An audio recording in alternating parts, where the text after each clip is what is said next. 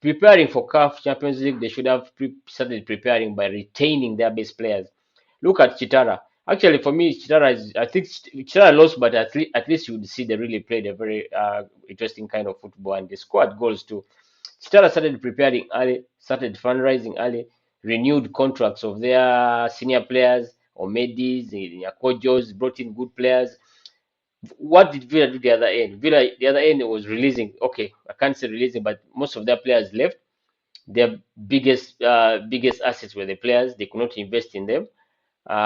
They did not really do a proper fundraising as Villa. Villa would do a really proper fundraising.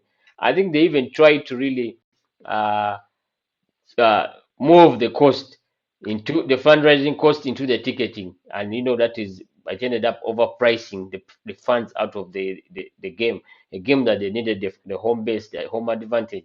What do you make in contrast of Villa's preparation and also Chitara's preparation, and what really transpired in the day of the game, and what next forward for Villa as they head for their second leg in Ethiopia?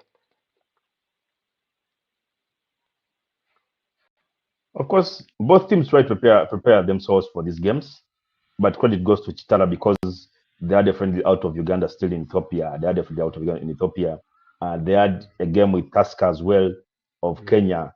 Of course, the FUFA, that Super 8 also helped them a lot get prepared because they are playing against the teams which are somehow good.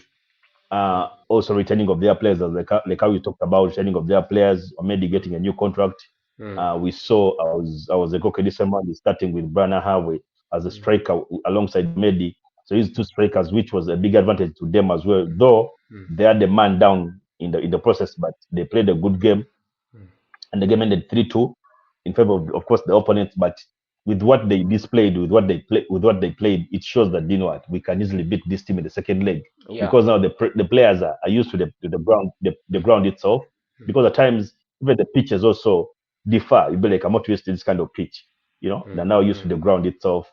So they're like, what? If you have to make a pass, this time I'm supposed to pass the ball. If I'm to make a run, this time I'm going to run.